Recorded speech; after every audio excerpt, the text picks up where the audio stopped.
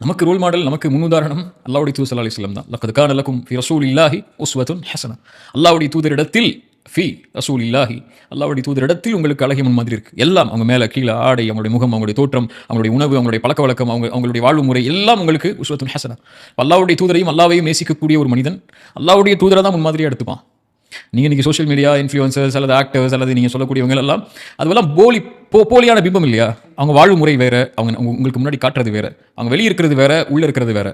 ஆனால் வெளியையும் உள்ளேயும் இந்த உலகத்தில் இருக்கக்கூடிய ஒட்டுமொத்த சமூகத்தையும் ரசூலுல்லாஹி ஸல்லல்லாஹு அலைஹி வஸல்லம் வரலாறு நீங்கள் படிக்கும்போது தெரியும். அவங்க இந்த உலகத்துடைய நபித்துவத்திலிருந்து அவங்க மரணமாகிற வரைக்கும் எத்தனை வயது இருந்தாங்க? 63. 40 வயதுலேருந்து 63 வயது வரைக்கும் 23 வருஷத்துடைய ஒரு மனிதருடைய வாழ்க்கை. அவ்வளோதான். இன்னைக்கு எனக்கு 30 வயது இருக்கும், உங்களுக்கு எத்தனை வயதுன்னு தெரியல.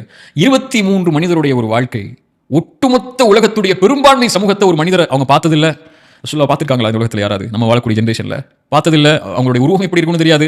தலைவர்களுக்கு இருக்கிற மாதிரி சிலைகள் அவங்களுக்கு கிடையாது. அம்பேத்கருக்கோ அல்லது காந்திக்கோ நேருக்கோ அல்லது இந்த உலகத்தில் பெரிய பெரிய தலைவர்களாக வாழ்ந்து மறைந்த ஹிட்லருக்கோ இந்த மாதிரி பெரிய பெரிய தலைவர்களுக்கோ இந்த மாதிரி சிலைகள் அவங்களுக்கு கிடையாது. உருவம் கிடையாது, எதுவும் அவங்களுக்கு கிடையாது.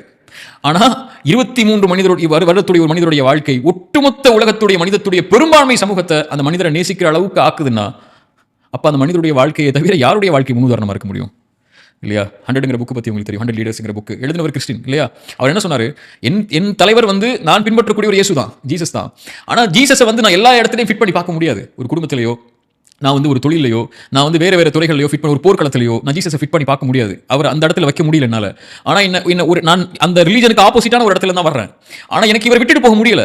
ஏன்னா குடும்பத்திலையும் சரி, நட்புலையும் சரி, தொழிலையும் சரி, போர்லையும் சரி, குழந்தைகளை வளர்க்குறதையும் சரி, தந்தையுடைய ஸ்தானத்திலையும் சரி, நண்பருடைய ஸ்தானத்திலையும் சரி, அல்லது ஒரு உதவிங்கிற ஸ்தானத்திலையும் சரி, மற்ற சமூகத்தோட வாழக்கூடிய ஸ்தானத்திலையும் சரி, போர்க்களங்களையும் சரி, நாடுகள் நிர்வகிக்கக்கூடிய திறன்லையும் சரி, பொருளாதாரத்தை நிர்வகிக்கக்கூடிய திறன்லையும் சரி, இவரை விட்டுட்டு நான் வேறு யாரை கொண்டு வந்து வைக்க முடியும்னு சொல்லி முதலிடம் கொடுத்தாரு இல்லையா?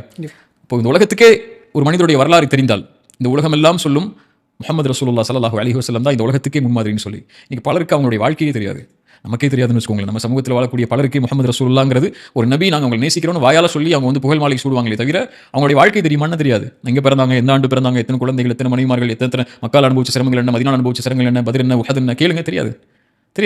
எந்த வயசில் மரணிச்சாங்க தெரியாது. என்ன அவங்களுடைய வரலாற்றில் நடந்த முக்கியமான நிகழ்வுகள் தெரியாது, பலருக்கு தெரியாது. நம்மளே குற்றவாளியாக இருக்கிறோம். ரசூலுல்லாஹ் நாளைக்கு மறுமையில் மன்னிப்பு கேட்கணும்னா, ஒரு பெரிய மன்னிப்பு அல்லாஹ்வுடைய தூதருக்கு இந்த சமூகம் முன்வைக்கணும்னா, யா ரசூலல்லாஹ்னு சொல்லணும்னா, யா ரசூலல்லாஹ் உங்களை பற்றி இந்த மக்களுக்கு சொல்லலை. அதனால தான் இந்த மக்களில் பல பேர் உங்களுக்கு எதிராக உங்களை ஒரு ஆபாச குற்றச்சாட்டு சொல்லியோ, அல்லது உங்களை தவறான வரலாற்று முன்னுதாரணமாக சொல்லியோ, உங்களை தவறான பிம்பமாக உருவங்களை வரைஞ்சோ, கேலி சித்திரங்களை வரைஞ்சோ உங்களை இந்த சமூகம் காட்டினது காரணம் அவங்க இல்லை, நாங்கள் இல்லையா? நம்ம தானே அவங்க வரலாற்றை சொல்லலை, நம்ம தானே அவங்களை உலகத்துக்கு எடுத்து காட்டலை, நம்ம தானே அவங்களை நான் முன் உதாரணமாக நினைக்கிற ஒரு மனிதர் இந்த உலகத்துக்கு முன்னுதாரணம் நம்ம சொல்லி காட்டலை. ரசூலுல்லாஹி ஸல்லல்லாஹு அலைஹி வஸல்லம் விட யாரை நம்ம முன்னுதாரணமாக காட்ட முடியும்?